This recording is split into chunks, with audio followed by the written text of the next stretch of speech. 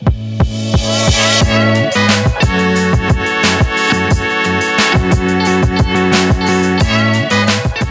morning, Vietnam. We are here with Chris Wright Cook and Andrew Mrradillo on Mrradillo's World for another episode. This is episode 18. And what are we going to talk about today, Chris? UAPs. Okay. The Nephilim. The Nephilim. What else? This is all spiritual, the phenomenon, and some UFOs. Yes. We're going to talk about some UFOs. I'm excited. First off, just a disclaimer here. We'll maybe throw up a disclaimer as well. Yes. Our views do not represent the views of the Sanctuary Church of God, where we are currently staffed. But I feel like this is important because, like, it's important that we can express our views, right? And we're like, what we're saying is not saying that it's completely set in stone biblically, right? It's more of like, these are theories, these are takes on specific scriptures that we feel like, or maybe just me, makes sense. It's like we're trying to address a current issue, right? Because there have been a lot of like talk around UFOs, UAPs, or whatever recently, right? Even congressional hearings in the last year, we've had 3. Mm-hmm. And so it's like, how do you respond to that? How do you respond to that? Well, yeah. So like, that's the thing. Because first off the bat, and so sometimes you're like, with the UFO stuff, with the government stuff, it came at a time too where like it felt like they were losing control. Okay. Right? Okay, yeah. As far as from the narrative. So they're like, let's throw UFOs out here. Oh, okay, I see. So sometimes it's like, should we believe that completely? Because they're like, want more attention. They're right. Like losing their right. It's like the toxic relationship where the person's not getting attention, so they like start acting up or whatever. And they just change their behavior so they can get more attention, right? That's it. So, because like most of the time the government lies to us. Yeah. But it seemed like because of the whole COVID stuff and everything like that, it seemed like they lost the narrative. Yeah. And no one really believed or cared what they thought anymore. And so they're trying to be relevant. That's a possibility. But I also could go the other way, that they're just starting to prepare us for something that could be happening. You know, I think something interesting happened too just the last 2 weeks. Tell me about it. So, are we diving right in? Well, okay. Well, before we do, let's catch up on the Sanctuary. Okay, yes. And just kind of do status update of like how it's going. Sounds perfect. Yeah. Great. Yeah. We are in, let's see, this is the middle of November. Whoa. We're November. At the end of November. The end of November. We're 2 months in. Right, almost 2 months in. Almost 2 months in. And I think it's week 7 or week 8? Week 8, I think, right? No, this 7. coming week And is next week 8. week This is week 7. Yeah. Week 7. Man, God has just been providing left and right. Yeah, he has, man.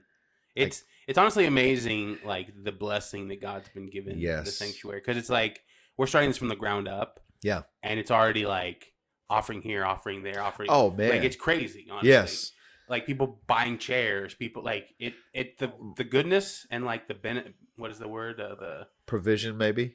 Yeah, but there was a B word. The goodness and the benevolence. Benevolence. That's the word. That's a good word. That is a good word. That's a good word. But no, it's kind of shocking.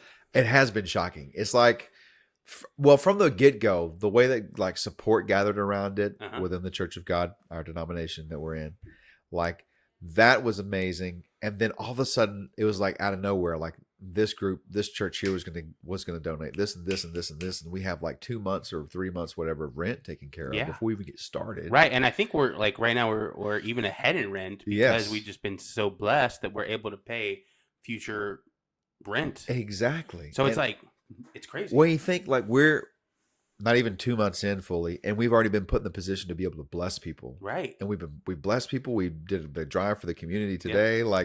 And so I don't know. Obviously no church is perfect, but I feel like God has just been showing up and showing out. Right. And so we've been the last couple of weeks, we've been kind of lower in numbers as far as, and numbers aren't everything. No. Let's first say that, because we've been figuring out how things go and stuff. Yeah. But this Sunday, we actually were, we were up like 20 Would you people. say it was like about 50? I think 50. Wow. And like it did feel packed out it this did morning. feel a lot. But also we took off a bunch of chairs. That's okay. So right. Because of the walkers thing? Well, not because of that specifically, but from our first service. Oh, okay. Right, because we had 75 in our first service. That's true. Right, but we took some chairs out because we were consistently. We didn't have any walking room on the sides. Right. Yeah, it was true. tight. It was a little tight. So now it's like we still have room to grow. Yeah. We still have more chairs that we can put in if need be. Yeah. But it's been really cool. Hey, and the youth room. Oh yeah, looking great. That is coming along. Yeah. We've been slower on that one just because we have other priorities. Yeah. Which is great. So now we have a kitchen area too starting to come together. Yes. We got a fridge and coffee. But yes, the youth room, we just got a TV. That's pretty sick. It is. And I was actually, we were talking about, that little closet that's in there. Uh-huh. Like clearing that out. Yeah. And even taking that little room out. Okay. Like, and throwing a couch over in that. Oh, that'd be great. Like a little lounge area. Yeah. That'd be perfect for that. I think so. Underneath that, like, loft. If we could leave that, sure. Uh-huh. But if not, like, we you don't need it. But I mean, it is storage. Yeah. So it's good to have it, right? It is. And it'd be cool. Kind of like a little nook. I don't know what it is with me and nooks today. Throw up a bed up there. Yeah. You know what I mean? A little lounge. What's up? Youth room. Yeah, I don't know if that's a good idea. That's probably I don't know if that's a good idea. Well, we shouldn't encourage that. Yeah. Oh, wow. Okay, so besides that, what's been going on with discipleship? Okay, discipleship. So it's really been straightforward, like right now, because I'd like to get to the point to where we had people who were ready or genuinely sensed a calling to ministry, but being, barely 2 months, maybe 2 months in, we're not there yet. So that'll be down the road. But so right now it's been a lot, but it's been simple because it's just been like, okay, oversee teaching on Wednesday nights and do the teaching, and then do teaching on Sunday mornings. And so that Sunday school. So it's we're both doing Sunday school and then Wednesday night. Both of us are. I will say, with the curriculum, it does make it Sunday. It makes it easier on Sunday. Wednesday nights, I've been passionate about what we've been talking about Wednesday nights, so that my motivations kind of helped me like overcome that. Yeah. And it has been stuff that's kind of been like I've been thinking about for the last few years. What about you? It's been good, honestly. Like, so youth it's new. Yeah. So we already have some kids that come and then don't come, kind of thing. I even seen a reel of a kid, and not if he's listening, he's probably not listening, but he was at City Life, which is not bad. Like, I'm not mad about it, right? Because kids do what kids do. Yeah. You don't own kids, right? Right. But it was like, oh, that's kind of disappointing. You know what I mean? You're like, hey, wait a minute. Immediately text. right. Hey, where were you? No, where were you? But that's the thing is, like, when you come from like a bigger group and then more fun and things of that nature, it's hard to go to something that's just getting established. Right. Like, that's such a good point, because for you, like, you're on the building side of things. You're like, all right, you're in a visionary stage kind of thing, right? You can, the sky's the limit for you, but it's we're in seed level, basically. Right. Whereas that kid, that'd be a great question. I know this isn't about this. Maybe this would be an awesome, discussion or thing to talk about later. But how do you communicate that vision to kids like that, who, no fault of their own, are going to gravitate to where there's other kids? I think so. For me, the way I approach that is not really getting too hung up on, for one, numbers. Yeah. Right. For me, like, my goal is to, probably the same as your probably goal, is to increase spiritual depth. Yes. Right. So, like, yes, that's what we're gearing towards. Yes, we will have fun. Yes, things will be awesome. Right. But also, it may not be. Right. We may have 4 kids there. Right. So my goal is to get these kids more spiritual depth than they've had before. That's great. Right. That's it. And because, like, there's that whole saying of, like, you just plant seeds as a youth, right, pastor? And you may not see them grow. Yeah. You may not see them flourish. Right. And that's okay, because, yes, sometimes kids are attracted to just fun and candy. Yeah. Right. That's why you can attract kids with candy. Yeah. Right. It's because, like, they're kids. They're all about the experience. They're children. Yeah. But I try not to worry about that. Yeah. As much as just being consistent. Good. Like, that's the goal for you. I think that's really good. To be consistent and to just know that we are building a place of refuge for them, kind of thing. Man. You know what I mean? I like that. Yeah. I like that. How do you feel like discipleship? Like, what do you want to see? I know you mentioned something about, like, getting maybe young preachers or Yeah. young teachers or stuff like that and giving them opportunity. But what else do you see as wanting to happen there? Really, like, you hit the nail on the head. I think like the deepening of faith. That's what I really want to see. I want to see people who are confident in their faith in Christ and who He is, knowing who He is, and by virtue of knowing who He is, that bolsters their faith and their confidence. That's my number one goal. But then in that, like, I realized too, is like I'm not the person. I don't want to like hog the teaching or anything like that. So I would love to see other people, men and women, grow into like a teaching gift. And so, but that's down the road. But for now, I guess I would have to say, yeah, like my number one thing is, man, I want our people to just really fall in love with who Jesus is by knowing who He is. Right. You know? Right. Instead of this, like, I think there's a place for it, but I think sometimes we get into this whole like life coaching kind of thing. Right. You know? Well, so that's one of the problems with, I think, church in general. Yeah. Is because a lot of times there's some really great communicators. Yeah. But they switch more to this like life coach kind of thing. And like, that's not what people want. I mean, maybe people think they want that. Yeah. But what they're really yearning for is that God-shaped hole in their heart. Absolutely. You know what I mean? They want substance. That's right. It's like, I mean, I don't know. I sometimes, and I don't want to sound too whatever, but I've been in some services like sometimes where that was the thing, and I've heard it said from the pulpit, like, I'm about to give you some principles that will be helpful for you whether you're a Christian or not. Right.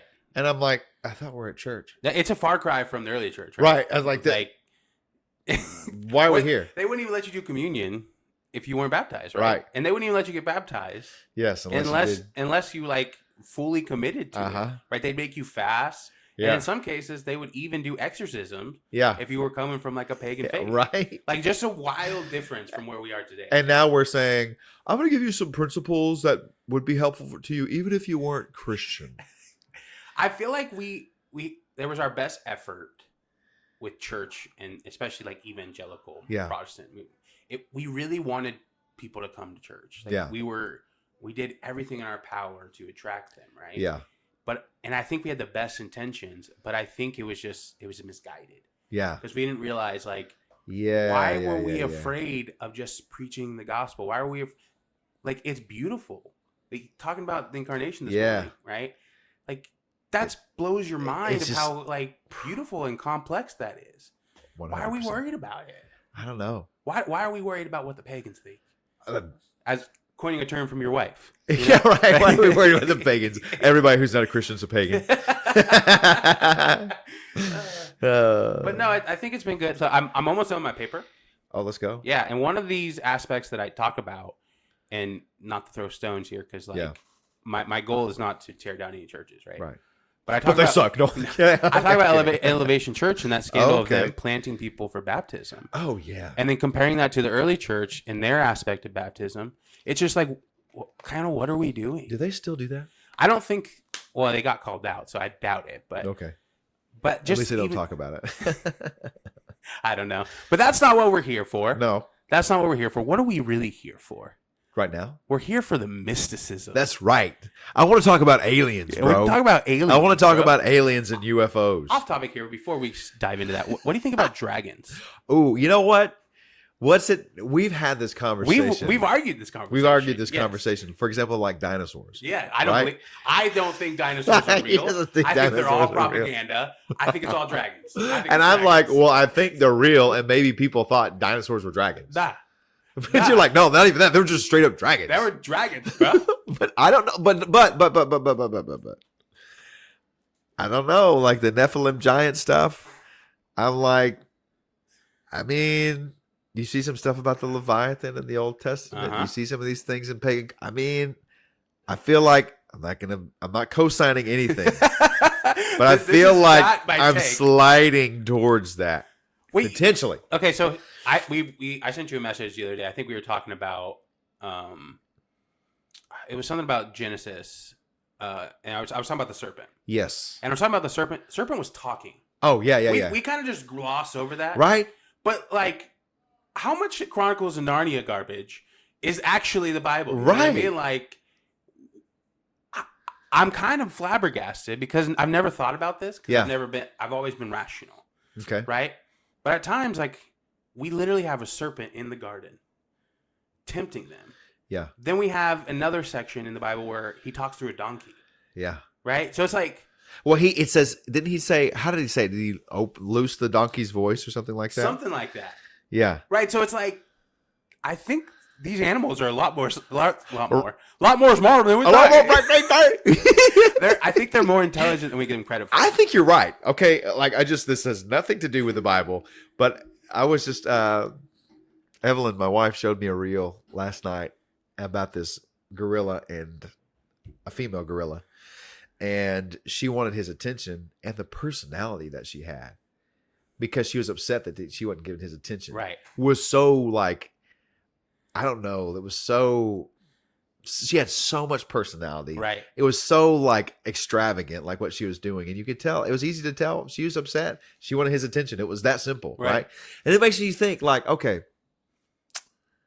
in a perfect world, Garden of Eden, why couldn't Adam have talked to the animals? Well, think about this. I also think about this is they hadn't slaughtered any animals. Right, until after the flood. They weren't, right. Well, no, well, sorry. It's after they get kicked out of the garden. They don't eat animals until after the flood. Right.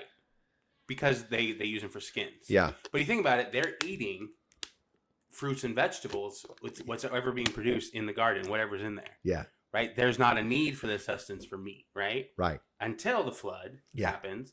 And then after the fall, we see the slaughtering of an animal. Yeah. So, like, dude, I think these animals are a little bit more mystical than we give them credit for. Maybe so. That's just my thought. You know, did I send you the thing about some of the early Christian myths? Go ahead. Hit me with this. No, you didn't. There's this one story about, it's kind of like St. George and the Dragon. Okay. But it's in France, and it's this Christian saint in like the early Middle Ages, like 700 or 600, so 800, something like that. There is this creature, is like a dragon, but it has a shell, it has a head like a lion, shell like a tortoise, and then a big tail or whatever. And out of its back, this is the story, out of its back it shot this poisonous stuff or whatever. This sounds like a Pokemon. Right? Straight up. That's why I knew Pokemon was of the devil. No. So, anyways, the saint ends up like, what's the word? Taming this animal. Okay. Because they ask the saint like to take care of it or whatever. And it's a female. She brings it back, and then they kill the animal.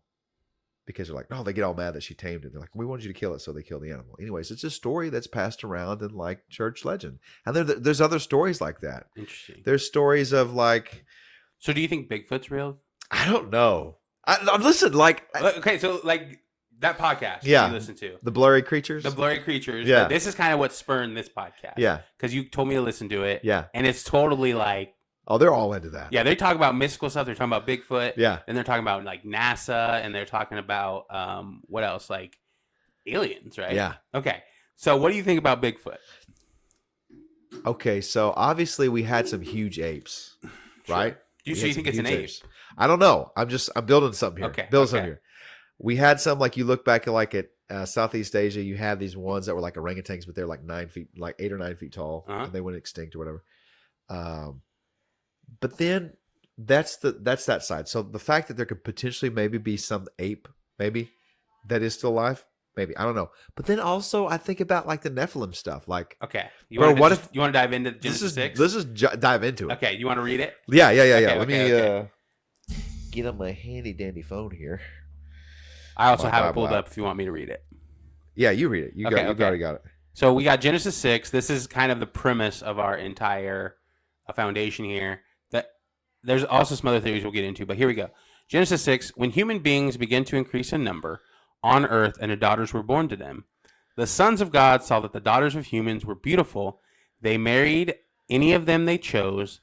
Then the Lord said, my spirit will not contend with humans forever, for they are mortal. Their days will be 120 years.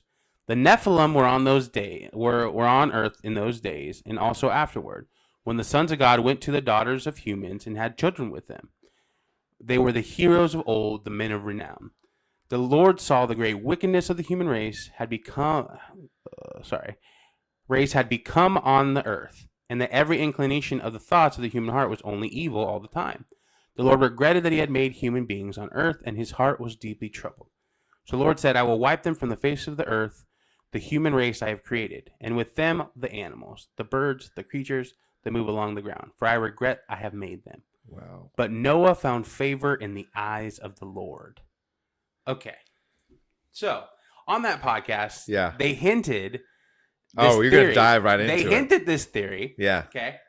That the reason Noah found favor in God's sight was because he was the only pure human left. What do you think? And first of all, I know we've talked about this before about the different translations. Right. Do you buy the full, like, angels came down and took daughters? Yes. What's your reasoning for that? Okay, so my reasoning for that is the whole sons of God, number one. Right. It's like you go to the Old Testament and you see sons of God, and that is angelic. Right. Right? Right. Job, one of the oldest stories in the Bible, talks about the sons of God presenting themselves before God. Right. There's a passage in, I think it's Job chapter 1. There's a psalm that talks about the sons of God singing when God created the earth, right? The sons of God, I'm not sure of any passages where the sons of God, B'nai Elohim in Hebrew, is ever used to refer to humans. Okay. I'm not sure. There may be, but the majority of texts you see, it refers to these, and I'm just using angelic kind of as a generic type, right? These created creatures, they are created by God, who are different than us. They're not physical. They're some type of spiritual being, right? Angelic being.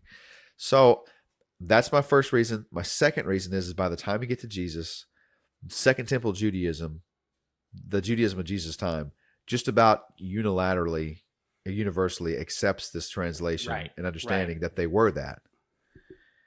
Then you hit verses in First Peter or Right, and like they ascribe to the Enoch point of view. Yes. Right. Which is where a lot of that comes from. What's your thoughts? Are you sold on the sons of God? Yeah, I think I am. I am sold because I think it makes too much sense. For future narratives. For one, the incarnation.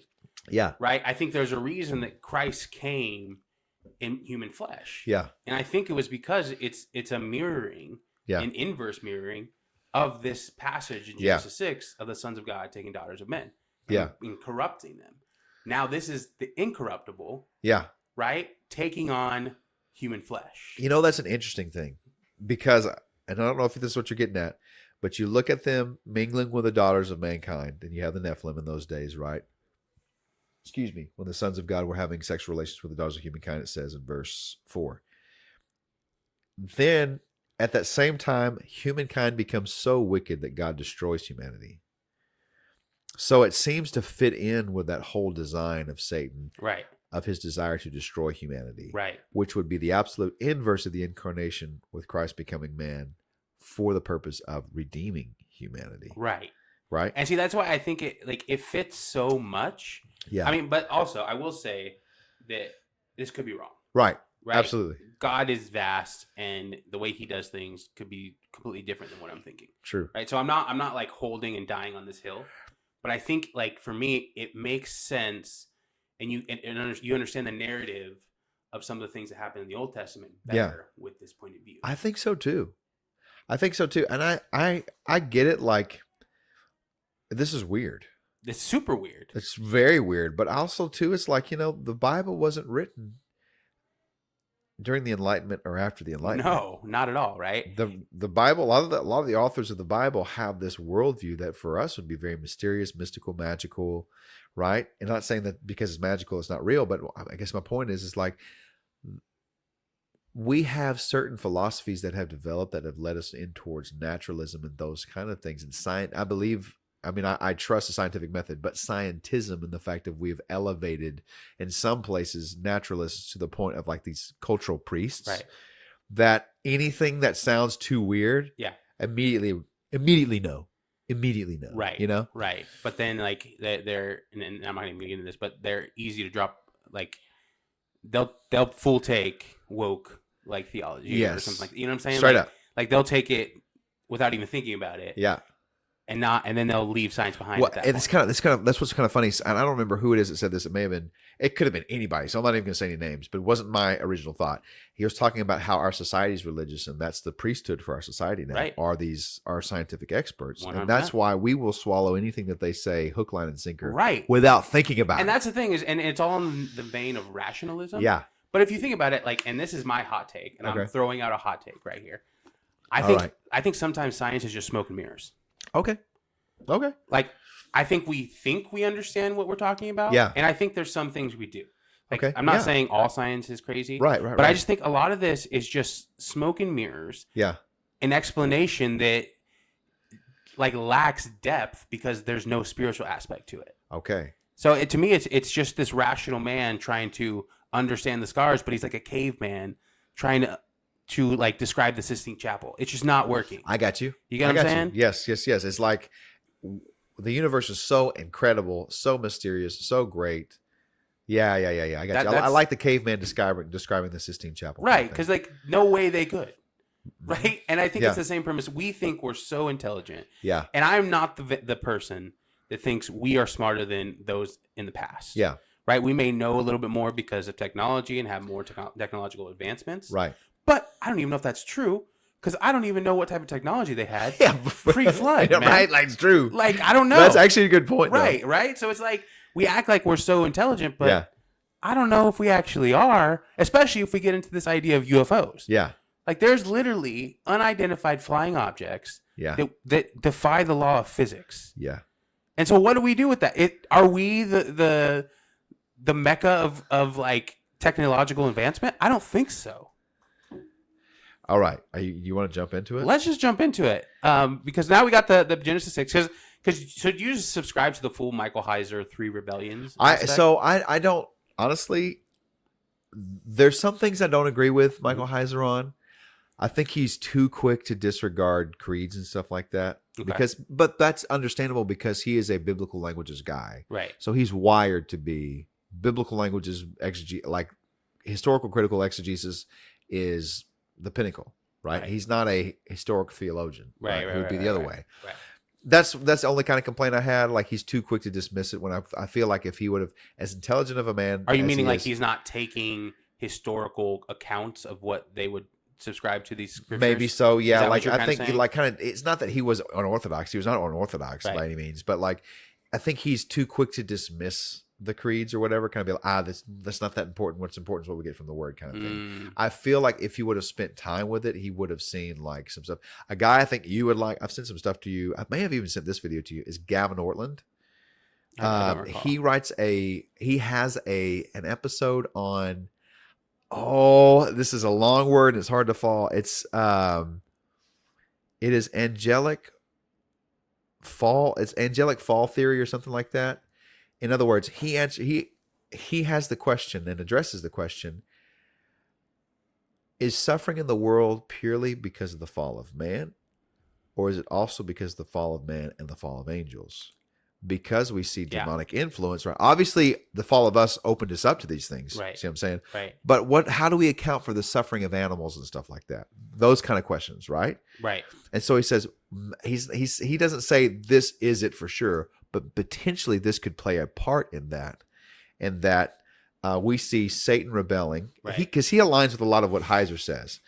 But he goes to people like Thomas Aquinas and Augustine and some of these older church fathers who saw like this kind of stuff. It may not fit exactly into Heiser's model, right, but it was in the same vein kind of things. Interesting. And so, see, what's interesting is like that podcast. What was it called? The Blurry Creatures. Blurry Creatures. Yeah. They had that doctor. I forgot what her name was. was. Diane something. Polsky? Yeah. Is that what it is? Yeah. Polsaki or something like that. Polsaki. Maybe it's Polsaki. Like, I read her book or started her book, American Cosmic. How do you like it so far? I thought it was pretty good. Yeah. It's very fascinating. But one of the aspects she was talking about in Catholic thought, like spiritual entities like this are common. Okay. Yeah. The only reason they're not common, I think, in our Protestant mindset is because we're really ingrained into this like enlightenment. Yes. Right. So it's like they have no problem like talking about Genesis 6 in the sense of it being God, angels, Okay. rebellion type thing, because they have some crazy encounters. They Like, do. did you hear about that she told that story about that blue woman? Yes. Right. So the nun in nun Spain. who got transplanted Yeah. via like a vision Yeah. almost to a place in Arizona or New Mexico. Yeah. Where she was actually speaking to the tribes about Jesus. Yeah. And Jesus hadn't got there yet. Yeah. Right. And then when finally some missionaries got there, they were like, "Oh, we know Jesus." Yeah. This blue woman told us This about it. blue woman told us Yeah. about it. So that blew my mind. Dude, that's a crazy story. Crazy story, because Yeah. it's like I think we don't understand. I don't think we understand things. That's funny that you mentioned that. It's because it's like they do have, love them or hate them. This is not my taking a position on endorsing or not endorsing, but it's like they do have a system that is open for more spectacular, and I'm not using this in a negative way, magical Right. kind of things. Right. You know, Right. they really do. Well, I think we need, because I feel like that's part of having a childlike faith Yeah. is believing God can do the impossible. Yeah. So I don't know why we get to this point where we limit what impossible is. Yeah. That's true. You know what I'm saying? Like we box in possible because it's like God can move this mountain, Yeah. but then like there's no way that angels can come down and take daughters of men and Right. recreate with them. Right. So it's like, bro, we believe in a virgin birth, Come on. right? Like That's insane. it's nuts if you think about it from Yeah. a rational standpoint. We already have some mysticism locked within. Christ died and rose again from the dead. The hypostatic union. Right. A uniting of eternal divinity and human flesh. Right. Like, that's so mystical. That's what I'm saying. It's like all this, like we take this at like face value. Yeah. And it's like just because we repeated it so much, it's lost its mysticism from Yeah. it. But if you talk to a rational person, this is their hangups. Yeah. They get like Jesus born of a virgin. Yes. Yeah, Yes. right? Because the creator of the universe can do what Yes. he wants. Yes. Why can't the creator of the universe? That's why they can't accept the resurrection. Right. Right? Like, I think for me, like, that's one reason why it's easier to accept Genesis 6 Mm-hmm. is just because, well, like the...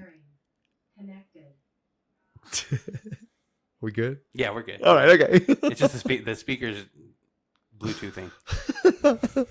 The aliens don't like the podcast. Dude, no, would that be nuts? Okay, Dude, would that be nuts if just some spiritual entity just popped up this in room here? and you're just like, oh, Lord my God help us. Lord I God don't know help what us. I would do. What would you do? All right. Here we go. Here. Wait. Listen, you want to get into this, and then we'll do what would you do? Or you want to do what would you do?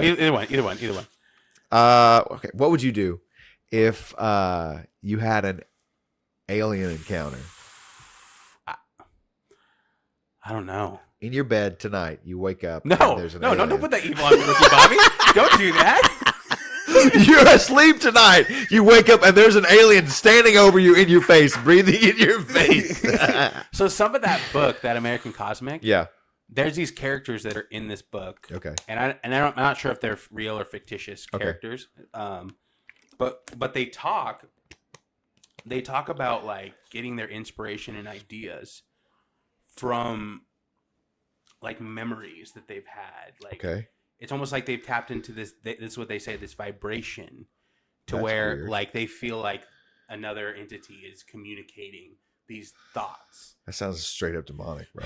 But so the interesting thing about them is they're these figures. Yeah. They don't judge it. Okay. So they have a hard time when people are dogmatic about certain positions. Okay. So for them, like they don't care to know what it is. They just know that like it is benefiting them. Okay. Yeah. It's kind of interesting. That is weird. So they don't want to know if the entity's good or bad. No. They don't care to know. They just want it to benefit them. Right, but then it also talks in this book about NASA. Yeah. NASA and even all this other space programs. There's almost like this like liturgy and like ritual Oh yeah. that is involved in the creation of NASA. And it was almost like they were doing like ritualistic things. And I guess NASA was very dark. Yeah. And then Russia was like Christian. Yeah. So they were still doing same rituals, Yeah. but they were doing like from a Christian perspective, and these guys were doing it from like A very like a cultic perspective. yeah, like right? a dark. Apparently it was very dark, and That's crazy. And I didn't want to research it any further. Yeah. Because like I get kind of nervous. Yeah. A little antsy because like I don't want to accidentally open myself up to something. I got you. Do you feel that? I do. Like especially depending on like how dark it is or whatever. I probably am not as careful as I need to be. Like that doesn't mean like I'm going to grab a Ouija board and be like, "How did they do this?" I don't mean it like that. Did you try to communicate on ChatGPT with the I did not. I did not. I did not try to do that. I thought about it several times. Like I have. ChatGPT, talk to me like you were a Nephilim, bro. Imagine. Well, like, did you see that video that I sent you the other day? Like, there was this kid who they were on ChatGPT. Yes. Started talking, and like, it almost felt like it was a conscious being. Yes. Was talking. I he did was see wanting that. them to ponder and ask all these questions and get to know more knowledge. Yes. It was interesting. And I remember watching that. That was freaky. Well, so for me, like, for example, with the whole thing, I wouldn't, I guess, personally feel bad, like, or be scared being like, okay, like, what did they do? What were the rituals that they did? What did they see? What did they hear? Whatever. But I understand why it would be. I do think there's a level. For me, the level is don't do what they did. Right. Well, right. And then that makes sense. And if there was videos, I probably wouldn't want to watch too many videos of them doing that. I might watch one, and that might be it. But there's this weird Maybe intriguing element to like videos like that. Like it is, right? Have you ever seen those videos of the Bohemian Grove? Yes. Right? Like it's almost like you're drawn to wanting to know what is happening. Yeah. And it's almost like, because knowledge, like, I think knowledge is also like a dangerous thing. Well, I mean, you look at the garden. Right. That was the whole temptation, right? Right. The knowledge of good and evil. Which, okay, that is weird. I was thinking about this the other day, randomly, I think. And I was thinking about kind of these Hebrew, Jewish kind of stories and legends concerning like how a lot of these fallen angels or whatever taught humans these different things, like how to abort, how to do these. But then there's other things too, like how to metallurgy and stuff like this, right?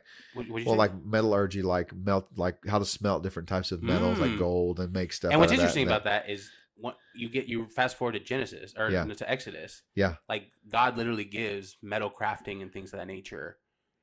Yes. After they leave Egypt. You remember those? He fills Bezalel or something like that with the spirit. I think that's him. And then like they can work with like bronze and iron and gold.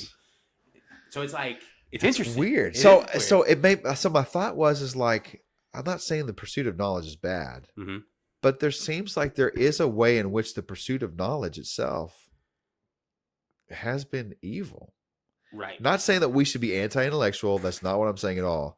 But that was the whole temptation in the garden. Well, there's this idea in the podcast or the book, I can't remember, but technology is almost like religious.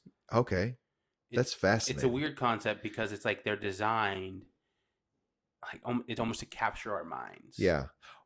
Well, I can see that because look at how quick we update things and how quick we have to have those updates. Right. And it's almost like they're designed for this like ritual and that's like these practices. And I was thinking about like that going back to the NASA thing is like they literally, and like they've admitted this, right? Is that they did ritual practices in order to like start the space program. Just think about that from like a rationalistic standpoint. That is just so weird. You could be like, okay, yeah, that's odd. Right? Yeah. But from a spiritual standpoint and from a Christian lens, you're like, oh, technology, there's something evil about this. Almost. Yeah. There's something there's a reason why God like operated in the Old Testament the way he did. There's a reason why like he was slow. Like it feels like he's always wanted us to like be slower. Yeah. You know what I'm saying? And when we rush things, like let's say the Tower of Babel. Yeah. Right, we wanted to get up to the heavens. Yeah. Like immediately, he had to like slow us down. Yeah. Well, does that sound crazy? What I I'm don't saying? think it sounds crazy, because at the end of the day, you think about like his goal is to unify humankind. Mm-hmm. There seems like in the rush, there seems to be like when we see that extreme rush, it seems to be filled with self-centered ambition. Right, utopian. Outside of Christ, leads to destruction. Most it of the does. Time, right? It does. Yeah, man. So you think UFOs? You think they're real? So this is what's crazy. Okay. The last 2 weeks, I haven't paid a whole lot of attention. And it seems like a lot of people aren't paying a whole lot of attention, which is weird to me. Why aren't we freaking out about this is my thing, right? Like I remember as a kid, you remember when Independence Day was a big deal? Watching that movie as a kid, and I was like terrified when I saw the alien grab the guy's throat. And he's like, like speaking through his vocal cords or whatever, release me. And that was terrifying to me. And now it's like having grown up with that, and then like movies like Stargate and some of these other things. And now I'm here and they're talking, we're having congressional hearings, and they're literally saying last week, okay, I had to refresh myself today.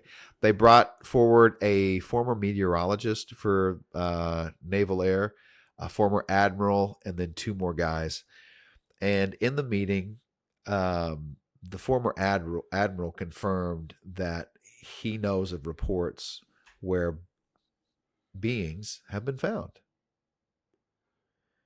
He says, now most of these reports where beings have been found were before I was even born, or before I was even a part of any of this stuff. So like years ago. And then they'd ask some questions. He's like, well, I can't answer that because we need to be in a skiff, which I guess is like just a quiet room. Like it can't be an open hearing kind of thing, right? There's certain things that I can't answer. I'm only authorized to answer certain questions. That's weird. Right? So he references this problem that they've had. Like why aren't we figuring out about this? And he references this company, or not company, this division, the U.S. government that's called AARO, or in other words, it stands for, let's see, All Domain Anomaly Resolution Office. It's an office within the United States Office of the Secretary of Defense that investigates unidentified flying objects and other phenomena in the air. Which a lot of people don't even call them unidentified flying objects anymore. They call them UAPs, which means unidentified aerial phenomena. Interesting. Right?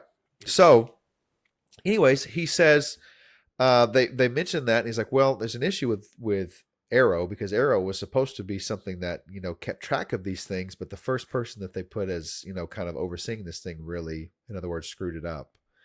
How? In terms of, I guess, how they were releasing information, and they weren't helpful at all. They weren't like working with other things and whatever. So fast forward to 4 or 5 days ago, they bring the chief or one of the head guys for Arrow in, and he comes out and he says, we have no evidence for extraterrestrial life. It's like straight up says there's no evidence for extraterrestrial life.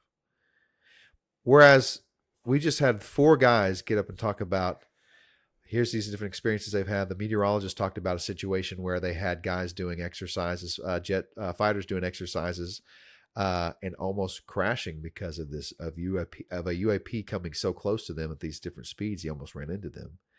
And he wakes up the next morning and gets an email from this other commander to several other people in the Navy saying, hey, does anyone have any information on any type of high-tech testing or anything like that in the area? We've almost had several crashes. We need to figure this out now, which was kind of his wheelhouse. He's a meteorologist, so he's supposed to understand weather, kind of help plan for like exercise, stuff like that. He said the next morning, the email that he received and all the other people who received the email disappeared. Wait, his email disappeared? His email disappeared that he received. What does that mean? It means someone got into his system and deleted his email. Oh. The email he received that said what I just said, and the email that everybody else received that was commanders and this and that in this particular area, they all got deleted. Interesting. Yeah. And he said, and nobody talked about it. The commander and where they were didn't talk about it. Nobody talked about it. He's like, what in the world's going on? It's easy to start getting to, like, when we start talking about this, to feel like you're putting a tinfoil hat on. Right. And we're going, like, really crazy conspiracy theory here. But, like, it is nuts that we're having congressional hearings. Yeah. Like, and they're, like, confirming these junks. Yeah, you've got, like, an admiral. This isn't just, like, some dude who, joined the Navy last year. Right. And then knows all the, was trained by the Navy SEALs or something like that. Like this is a guy with some like experience under his belt saying that he knows of confirmed reports of finding biological material or people or things. Right. Okay. So do you think, like what? Tying this back into kind of like scripture and stuff, do you think that these aliens, do you think they are spiritual, or do you think they're actual like different creatures? I don't know. I would have to say I as big as the universe is, I do think that there's potential for other life that God's created out there, which obviously God's created the angels too. But I mean physical life that God's That's a created. fair point. That being said, this I would probably say I don't think this is that. Interesting. Because I mean, unless we misunderstand it, which is very possible, from what we do observe from the observable universe, is that it is enormous. Right. Right? And just the end of our solar system to the other end it'd be impossible to travel in a lifetime, right? So that being done, that's not even the galaxy plus the billions of galaxies that we supposedly have. I would think and assume maybe in these other galaxies there's other life forms that God's created. Maybe so. I'm not opposed to that. Okay. But do they have the technology to be able to travel that distance? I would say probably not. I think what we're experiencing here is more spiritual. Okay. Interesting. Yeah. So like I tend to think probably similar to what you're thinking. Yeah. But I also I have a hard time like thinking all these other creatures aren't spiritual. Okay. Do you get what I'm saying? Like not that we are special or anything. Like God could totally create other creatures and things of that nature, right? But like I feel like they would have more insight than we do. Okay. I don't know why. I don't have anything to base that off of. Okay. It's just kind of like a feeling that I kind of have. So do you think any kind of alien would be something that was spiritual? I kind of do. Because like I was thinking about like in a different imagery of the Bible. Yeah. It talks about creatures. Yeah. And so my thought process, and this could be very foolish thought process, but like what if they had a specific place where God created them? Okay. Right. So there's and all God these gave different them a certain realm or something like that. Right. And I'm trying not to get too crazy into this, like our board game, Chaos Gods and Faith, right? I'm trying not to get crazy into that, but it feels like these entities are within heaven, and we have some like saying holy, holy, holy, right? Yes. Just the seraphim themselves, right? Right. But like, why would we limit it to where these are the only unique creatures? Maybe God. That's interesting. You get what I'm saying? Maybe God created like planets of them. Okay. And maybe their purpose is different than what I understand my purpose. Let me see if I can find a verse here. Okay, so go to Isaiah. Talk about God creating different creatures potentially. Go to Isaiah 34 and chapter 34. Chapter 34. Verse 14 and 15.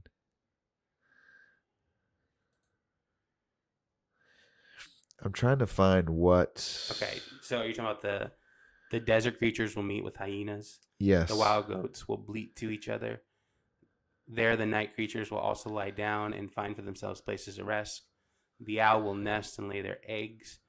She will hatch them and care for her young under the shadow of her wings.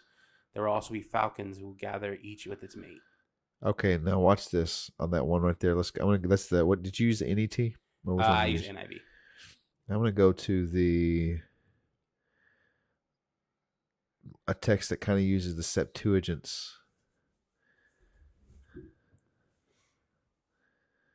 Let's see.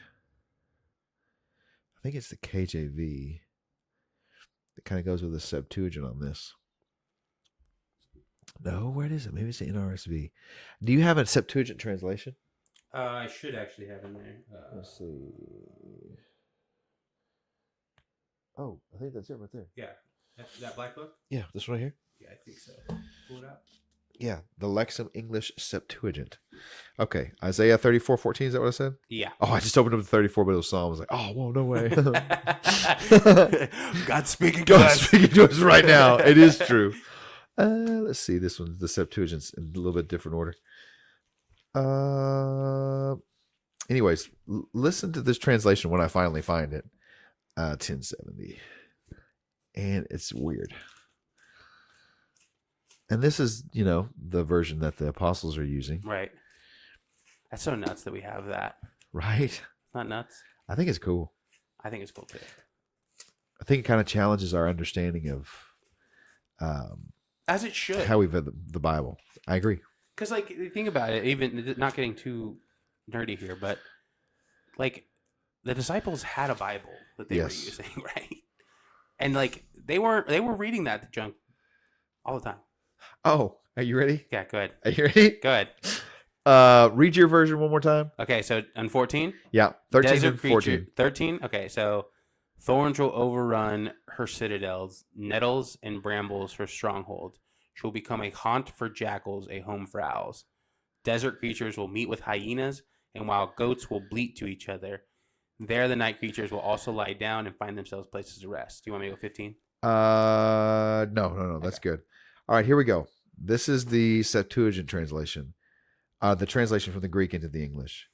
And thorny trees will grow again in their cities and in its fortresses, and it will be a dwelling for sirens. That's super weird. And a courtyard of sparrows. 14.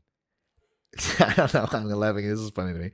And and demons will meet with donkey centaurs. Huh. And one will cry out to the other. There donkey centaurs will rest, since they have found a rest for themselves.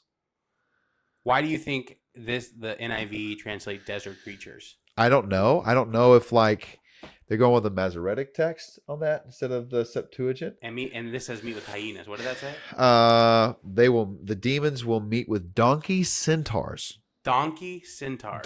Donkey dash centaurs. Donkey centaurs. I gotta Google what a donkey centaur is. What does a donkey centaur look like? Maybe that should be the the thumbnail for this. How do you spell centaur? Centaur. Donkey centaur. I think it's just a centaur.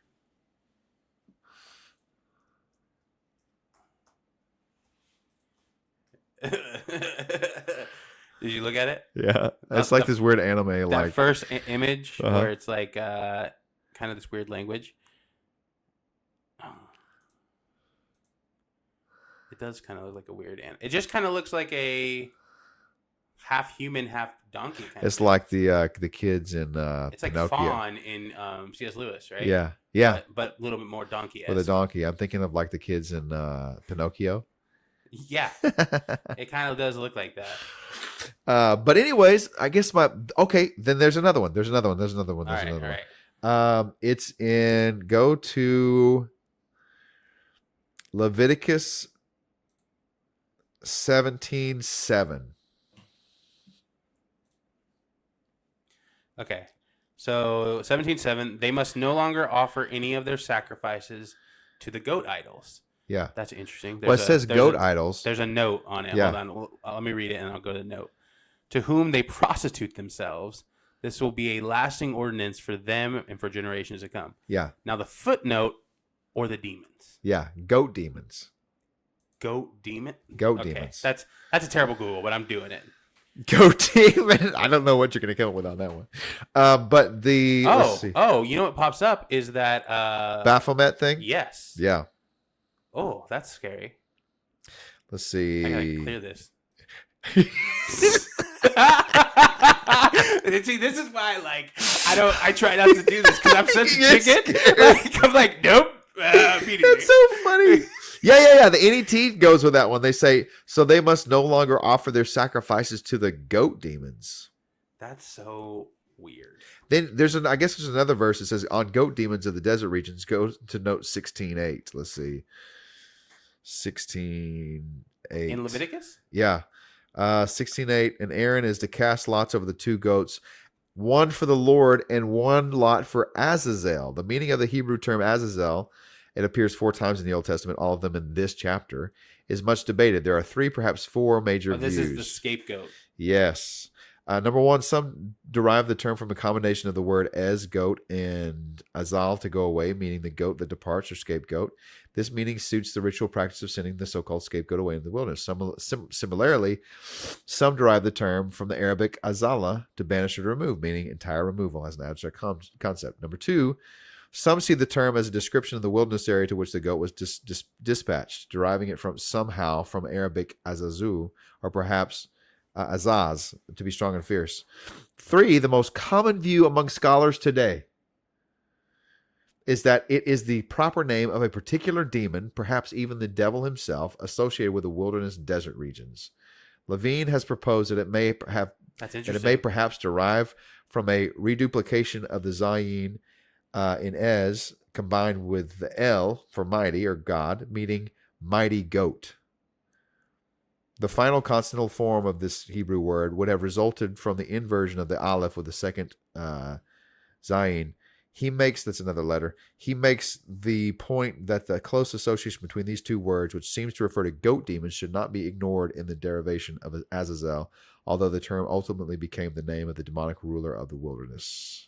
That's super interesting because if you take it back to the New Testament, where Jesus goes to the desert, yes, specifically. He's tempted by Satan. And tempted by Satan himself.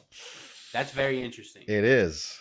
And it is interesting because even in that narrative of his temptation, like Satan has some dominion. Yes. Right? He's offering him the kingdoms of the world to bow to him. Right? So it's like, okay, like maybe you're onto something about like these different, like we don't know all the things that God's done. No, definitely not. And so maybe there is in the unseen realm, it's a lot more complex than we thought it was. I think so, but also like I don't think my mind can fathom. Okay. Right? Yeah. So it's also like I'm cool to stay grounded and not think about it as much. You know what I mean? Oh, here's another one. Go ahead. This is Septuagint, Isaiah 13, 21 and 22. Again. And wild animals is judgment. Isaiah 13? Isaiah 13, 12, 21 and 22. Okay, go ahead. This is talking about God judging Babylon and it being desolate. And it says, and wild animals will rest there, and the houses will be filled with sound, and sirens will rest there, and divine beings will dance there, and donkey centaurs will settle there, and hedgehogs will make their dens among their houses. It is coming quickly, it will not delay. That's vastly different than 21 and 22. What does it say in the NIV? But desert creatures will lie there. Jackals will fill their houses. Their owls will dwell. There will be wild goats will leap out. Hyenas will inhabit her strongholds. Jackals her luxurious places. Her time is at hand, and her days are not be prolonged. Isn't that weird? Well, here's the CEB, I think is a Common English Bible. It kind of does like a mix of both. It says, wildcats will rest there, houses will be filled with owls, ostriches will live there, and goat demons will dance there. This is interesting. This is right? really interesting. Oh, we kind of got really off topic, got really Bible We're not talking about UFOs really right now, but I think it's the same thing, and that's why like all these UFO sightings, all these like these aspects of maybe recovered things they have. Yeah, I think it has to do with Nephilim. Yeah. Okay. You want to go a little bit deeper into that Nephilim concept? Go ahead. Do you? Yeah, let's do it. Go ahead. What in what sense? Well, okay, so Nephilim, like for example, we talked about Nephilim in Genesis 6. Mm-hmm. If I remember correctly, the Second Temple Jewish idea of where demons come from, or one idea in that line is that demons are the disembodied spirits of the Nephilim. Interesting.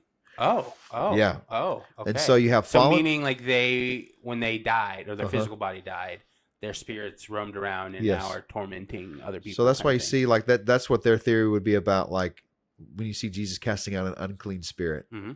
It's something like that. Oh. Right? And kind of this, there's this concepts around like each of these, like, I don't want to dive too far, but it is interesting. Like you see the one boy that has an unclean spirit, and what's the unclean spirit try to do? Throw him into the fire. That's all he's doing. Right. And then you have a person with an unclean spirit and they're mute. Then you have a person with an unclean spirit, or actually he has thousands of spirits. I don't know if he's fallen angels or spirits, whatever it is, but legion. Right. And it drives him to the graveyard. Right. But they all do something unique. Interesting. I don't know. So with that being said, do you think that would fit into your framework for these alien things, right? So yes and no. Like I definitely think they're a spiritual aspect. Right? But I also think they could be, like, I don't know, I think they also could be in physical form as well. Okay. Oh, really? Okay. I do. Like I know that obviously Christ came incarnation changed things, right? Man, this sounds so weird to talk about, like, because it may not be true. Yeah. But I kind of feel like there was almost like this going into hiding aspect. Yeah. when Christ came and when he. Do you get what I'm saying? Oh, so this is got why they kind of don't show themselves, but Yeah. in very rare cases. So you're saying like okay, so for example, let's say the disembodied spirits are the spirits of the We're going to get really weird. Yeah. Whatever. They're the spirits of the Nephilim that died. Yeah. But after the flood, we see more Nephilim. Right. Right? We see the Rephaim, right? Right, huh? And then that's where the giants come from. Yeah. Is because they're descendants from the Nephilim. So you're Goliath, right? So you're saying like what you're thinking is it could potentially be Nephilim who are still alive in their physical bodies doing that, which would be very interesting. Right. Because I can't, like, when we go into straight UFO, right? Yeah. And these objects, these planes or technology or whatever it is that are flying and defying physics. Yeah. Incredible technology. And you look back in Tower of Babel, one of the things, and even before floods, one of the things they were teaching, I think this is in Jewish thought, they were teaching humans like technology in a sense. Yeah. Like the Tower of Babel was almost an inspiration from these people. Okay. From these Nephilim, from these spirits, right? Yeah. To build, and they gave them technology to do it in a sense. I don't know if that's in the narrative of the Bible, but I think there's a thought flowing out. Well, you think along those lines, if they're Nephilim and they're descendants of this perverted human and angelic cohabitation, right?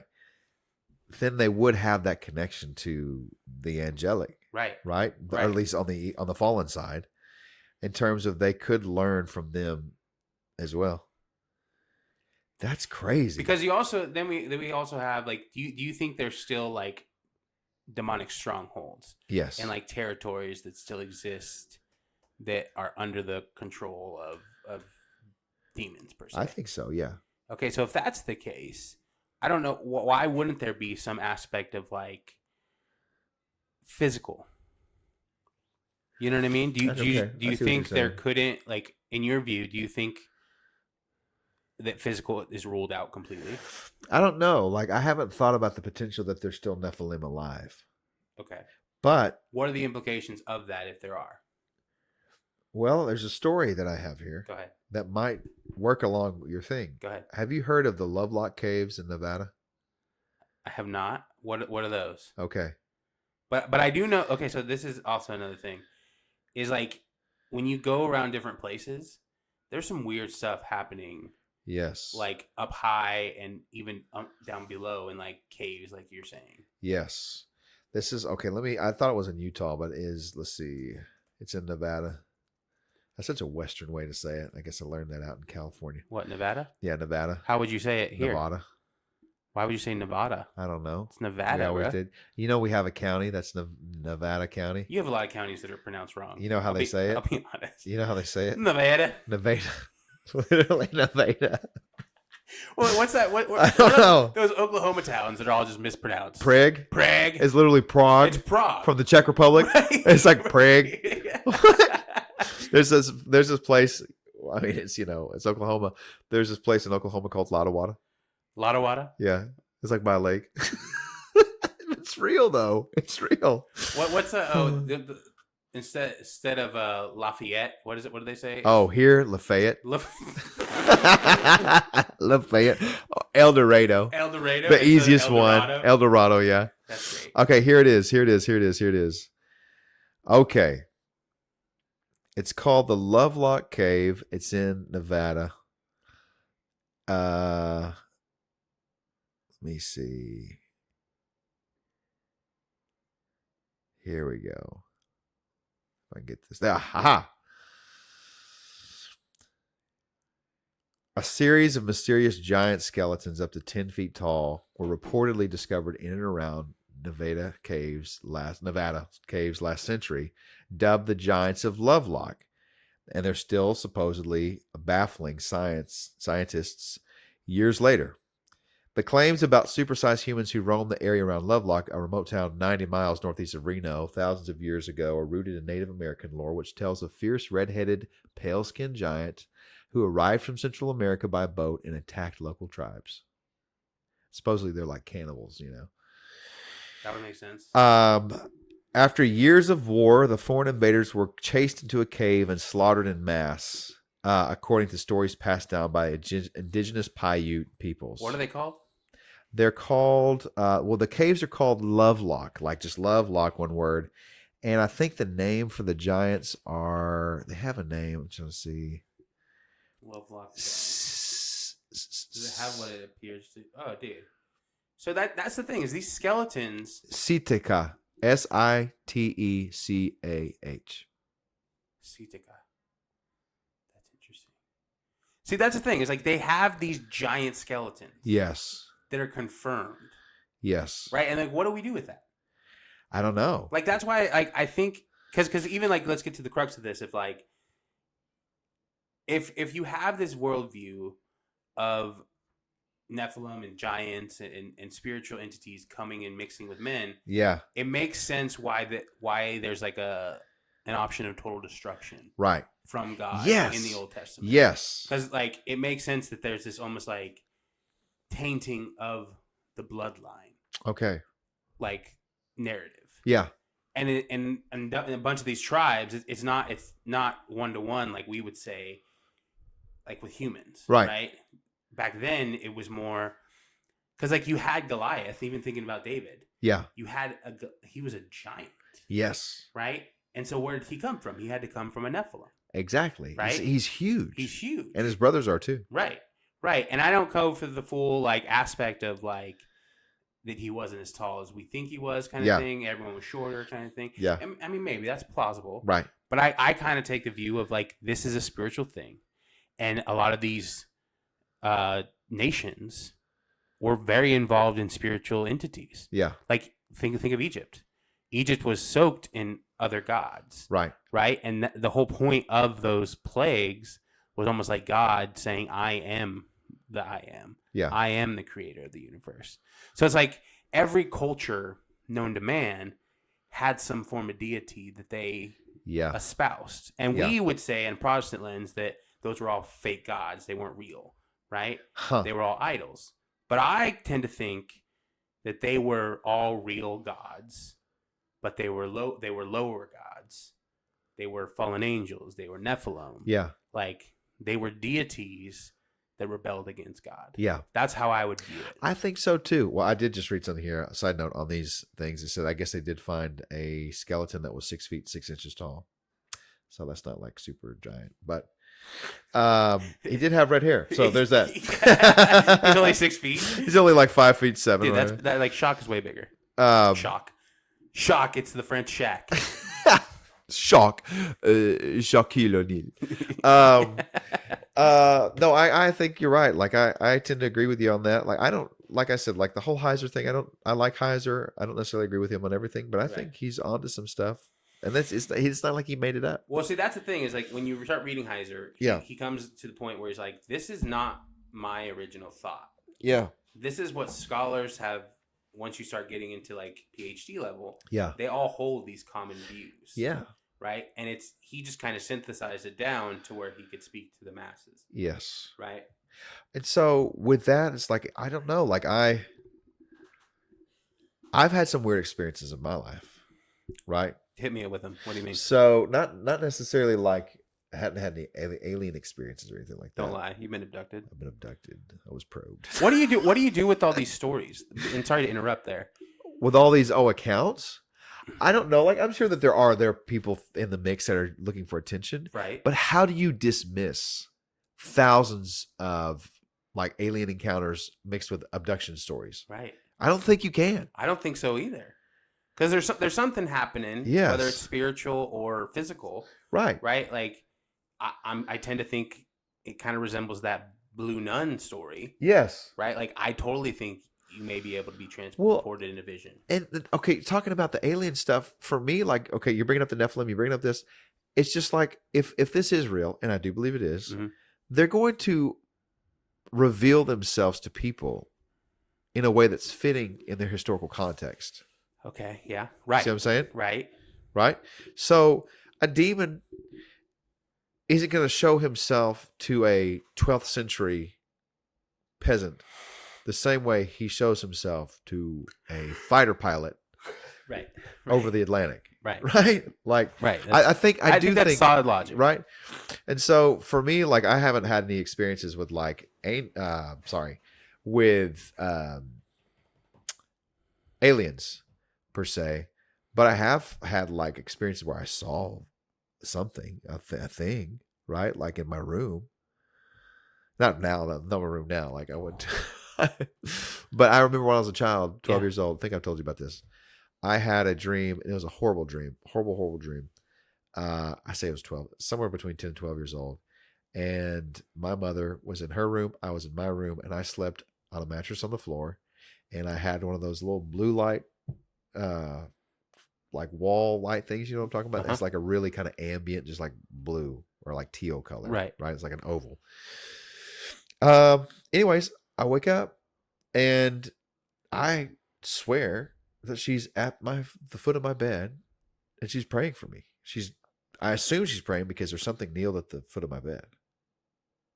And I'm convinced there's something kneeled at the foot of my bed so much that I call out to her. I said, Mama, and I hugged her. But when I go to hug her, there was nothing there. And I could have been chalked up to, oh, well, you were sleepy. You thought you saw something. You didn't see anything. Right. Like, but I've been sleepy before and saw my foot on the sheet and go, oh, but immediately recognized, that's just my foot. Right, you know what I mean? This was not that. And it scared the bejeebus out of me for a long time, to where I didn't sleep with that light ever again. I was like, if it's here, I don't want to see it, like kind of thing. Right. And now I've had dreams since then with something like that, but I've not, again, thank God, had a experience outside of my dreams like that. And I think any skeptic could probably pick that apart really easily. But I even to this day, I'm 34 years old and I'm convinced that was real. That's crazy. And that being said, like, it terrified me. I don't know. I don't think it was an angel because it was black. It looked like her shadow, right? Like she would have been, like, I wouldn't have been able to see her, right? And so I don't know. Like I do. That's anecdotal. Mm-hmm. But even in my own experience, I think it's foolish to deny a spiritual world. Like there's too much. I was just watching an interview with a lady who was, I don't know if you've watched him. He's like an ex-Navy SEAL guy, and he'll have people on kind of like bald-headed kind of. I think I know what I forgot his name. Jock or Jake or Jacob or something like that. I got you. He had a lady on who was a CIA psychic. Okay, pause, because I want to hear that story. Yeah. But thinking about this podcast that we will listen to again, they talked about the government like investing in psychics, and like psychedelics in order to communicate with these entities. Yes, and I think in that podcast they talk about how a lot of these people who have done this won't necessarily refer to them as extraterrestrials as much as they'll refer to them as other dimensional beings. Right. It's like they don't see them necessarily as aliens as much as they are beings from another dimension. Well, because if you think about that's scary. That's super scary. And it reminds me of, have you ever watched those like Satanists and those like witch interviews, or where they're talking about their communication with their entities and things of that nature? I don't think I have. Okay, so they're pretty fascinating. Okay. But they also refer to them kind of the way you're talking about them as well. Yeah. But then it's interesting, and I'm going away and I'm losing what I want to talk about, my point. But when they talk about Christians, they always said that they couldn't pierce them. Oh wow! Because there was some type of protection around them. Yeah. But they also did have these experiences with them where these entities were communicating with them. That's terrifying. It's super scary, and like it kind of baffles your mind of like, I know God's God. Yeah. And he is grand. And he is ultimately the creator of the universe and the beginning and the end, right? I think he did create a spiritual world that we lost sight of after the Garden of Eden. Yeah. And now we do have access again because of Christ, right? Yeah. But I think there's a whole lot we just don't understand. I agree. And I think that's why, like, that verse in, what is it, Corinthians? We wrestle not against flesh and blood, but against principalities and powers. Powers of what? Yeah, right. Yeah. Like, so, like, I think it tells us right there. Right. This is real. We're not fighting against our fellow human. Yeah. We're fighting against what's behind them, what's inspiring them, Yeah. what is influencing them. There's something behind the scenes working. Right. Right. And it's unholy and it's dark, and that's who we're wrestling against. Right. But thankfully, yeah, to add some hope to this, it's like we have the Holy Spirit living inside of us. We're in communion with the Godhead. He dismantled the powers. Right. Yes. So now we no longer have to fear for that. But I don't think we should just dismiss it and be so rationalistic. Oh, absolutely. I don't think so either. And I think for me, like you alluded to this or mentioned this potentially earlier, that like, to me, I look at this and I've heard some people say this and it makes sense to me. Excuse me. That potentially not going to die on this hill. That's what's going on right now with like the alien uptick in sightings and the government talking about it. Is maybe this is preparing us for some type of like revelation kind of thing, right? That makes sense. What do you think about that? I don't know. I think that's a possibility. So, and playing it with the aspect of like revelation and things of that nature, like, do you think, not that we're trying to be like fear mongers and being like, this is the beginning of the end kind of thing. Yeah. But more in the sense of like, we could in our lifetime see something that we just never thought like we would see. Well, COVID, look at how quick that happened. Right. Whether you believe it or not, like even just if you go on the side of it was all controlled, the fact that it was so successful, never thought we'd see something that successful like that in our life. If you believe it was real, never thought we'd see something like that in my life. Right. So either way, it's like, whoa. Right. So I don't know. I what do you think?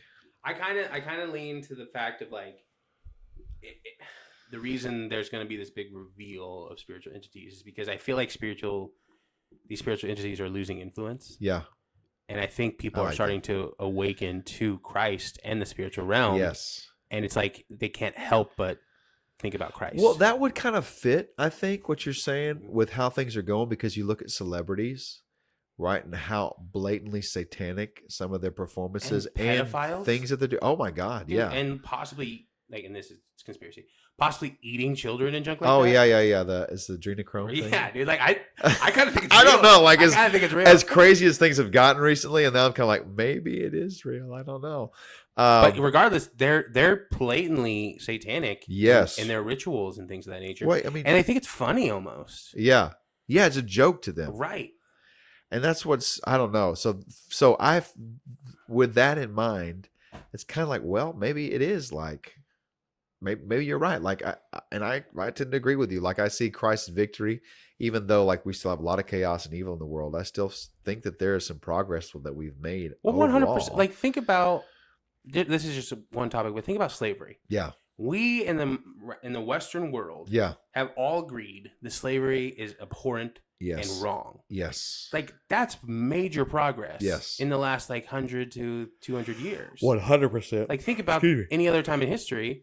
That was just common practice. We didn't think about it. Yep. But now we ascertain value to humanity. Yes. And for what's crazy is like these rationalists and these agnostics and these atheists have no reason to assign value. No, it's all subjective. So, right.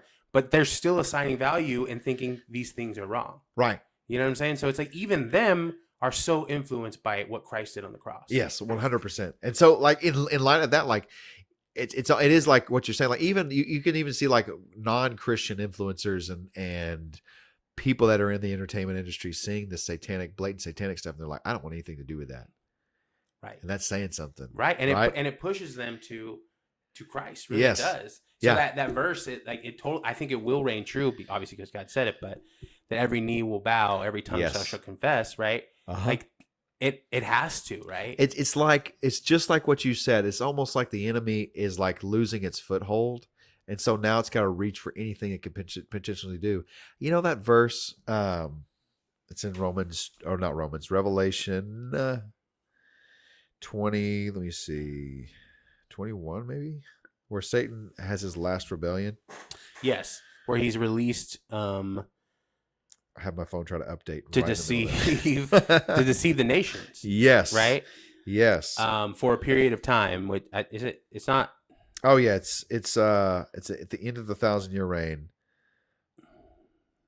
Now, when the 1,000 years are finished, Satan will be released from his prison and will go out to deceive the nations at the four corners of the earth, Gog and Magog, to bring them together for battle. They are as numerous as the the grains of sand in the sea. I don't know who's getting giants from. They went up on the broad plain of the earth and encircled the camp of the saints and the beloved city, but fire came down from heaven and devoured them completely.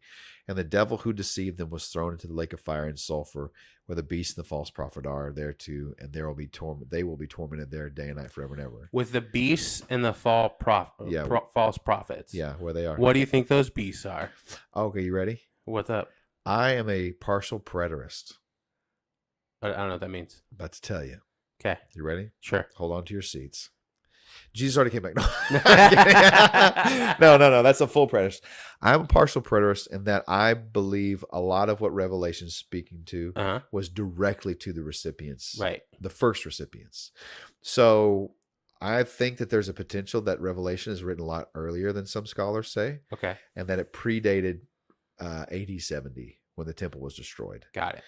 And so you have around this time you have Nero, you have a lot of crazy stuff. Sure. I really do believe, I'm not sold on this, but I do believe potentially Nero is the Antichrist or the beast in Revelation. Okay. Okay. There's a cult around him. He's persecuting Christians. The temple's destroyed. Like it's insane. Sure. Right. And that what we see here now, what we're living in now, would be a figurative, I guess amillennial would be the thing that I am. Okay. Amillennial, that we're living, Christ is reigning, but he's reigning in heaven. Sure. And following the figurative 1,000 years as the church expands and society slowly gets better in some ways, like we were talking about, like slavery ending, like all these different things. Obviously, we still have sexual slavery and all that jazz, but like we can actually look at things quantitatively or qualitatively, either one of those, and say that we've made progress since Christ has come and ascended. And so as a what's the word? Optimistic amillennial. Sure. Optimistic amillennial. What I would say is that sin is still going to have its place until Christ comes back. But there will be ways in which, because of the presence of Christ in the world, through the church, things are going to get better. Okay. Whereas I can say, in the Western world now, so affected by Christ, even in countries that are beginning to reject Christ, and even in countries in like the Southern Hemisphere, right, the global South, where Christianity is booming right now. Mm-hmm. Go there now, and then go back 1,000 years when paganism, not neo-paganism that some of these people are doing right now on social media, legit paganism existed, and tell me we don't live in better times than we did then. Well, right? For sure. So what I would say is that a lot of the judgments that were talked about in Revelation already happened, except for the return of Christ in the end, the descent of the New Jerusalem, and the final rebellion of Satan. Okay. And so that's a partial preterist, because you believe that it's partially fulfilled already. Got it. I got you. Okay. Yeah. So with that, in this, like, how long will Satan be released? I don't know. It doesn't really specify. It doesn't specify. It seems like it's a very short period, because it says 1,000 years, which from my stance, I'm taking 1,000 to be symbolic of a perfect period of time, right? Not literally 1,000 years, obviously, because it's been 2,000 since Jesus has ascended, but a perfect amount of time in what God needs to do to call all who need to be saved and all who will be saved. And then it says at the end, then Satan is released. What did you say? Satan is released. It gives really no time frame, but it seems to happen fairly quickly. And so my assumption is from the text that it is not as long as the 1,000 years. Okay. So in a shorter, indefinite time frame, Satan works on deceiving. He's released, right? And that's the final. Christ comes back, squishes them, quashes them. New Jerusalem comes down. We're in eternity. Interesting. Okay. Yeah. I mean, I can see your arguments. And speaking on this specific topic, it does seem like we're gearing towards something. See, and that's why, like, for me, what you said makes sense to me in my mindset, because I can say, okay, well, there's been a lot of times where someone tried to conquer the world. There's been a lot of times in this recent history, like, where people have tried to do things and they've only been able to get so far, and then it ends rough for them, like they're cast out. There have been things like that we can look at, like Roe v. Wade. Now, that's located in our country. That's not the rest of the world. And I know that we're not the center of the world. But Roe v. Wade being overturned. I never thought that would ever happen in my life. I didn't either. I honestly thought it was just a dangling carrot that politicians would use. Okay, here's another one. Go to Peru. A year or two ago, Peru, because you had this big push in Biden's administration for like the sexual liberation kind of LGBTQ plus, all that jazz, right? The alphabet soup, whatever. Like all their stuff in the rest of the world, almost like it was a mission work for them, right? It is interesting. Oh, this is the thought, and I think I shared this with you. Like paganism. Go ahead. Let me finish this one more time. And I was going to say like another win, right? Peru and some of these other countries have come out in Latin America and said transgenderism is a mental illness. Bam. Boom. Done. That's a good thing. That's a win. 100%. Anyways, sorry. What were you going to say? Well, I was thinking about like you mentioned like this push of like wokeism or whatever, alphabet soup as like a religion. Yeah. And they're proselytizing. Yes. Of different countries. It is interesting because if you look at like the early church. Yeah. And paganism. Yeah. Paganism was propped up by the Roman Empire. Yes. And as soon as Christianity came in and became the dominant religion of the Roman Empire, it couldn't exist. Paganism couldn't exist outside of its sponsorship. Yeah. Which makes you think this goes back to this whole idea of these demonic entities, which we didn't even get to Deuteronomy 32 about the sons of God taking the nations and this and that, right? Right. And so like, that's why for me, what we're talking about here is like, you look at, yes, there are still, you can still go to places like India where paganism abounds, like legit paganism abounds. Right.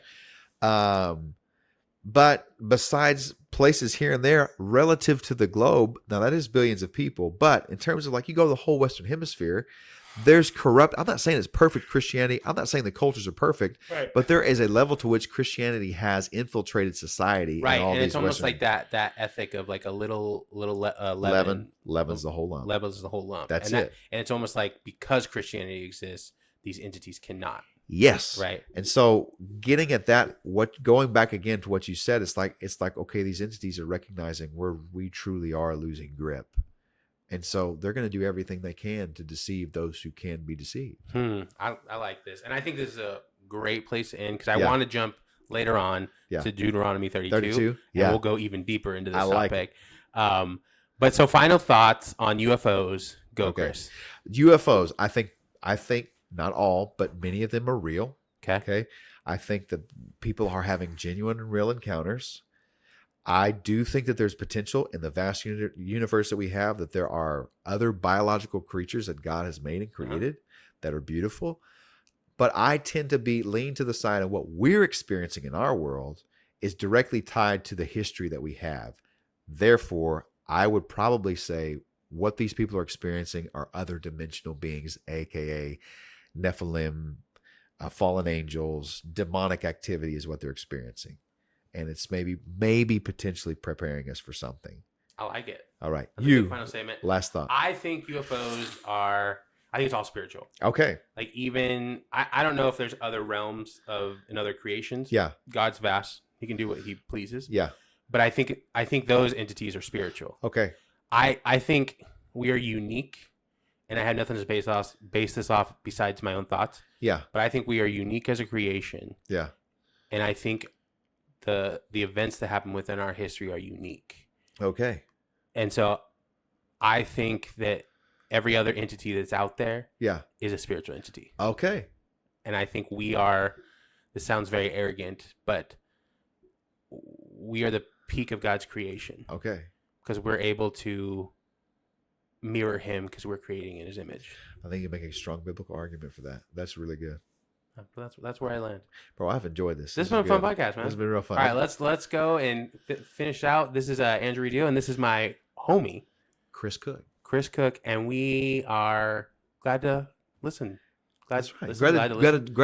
I can't even talk. We've been glad to have this conversation. Yeah, it's been fun. There will be more. There's going to be a part 2 of this. There's got to be. Deuteronomy 32 worldview. Deuteronomy 32. We'll dive into that next. Because like Genesis 6 is already so vast. Oh, man. All right. I'm ready. Peace out. Peace in the Middle East. Bye.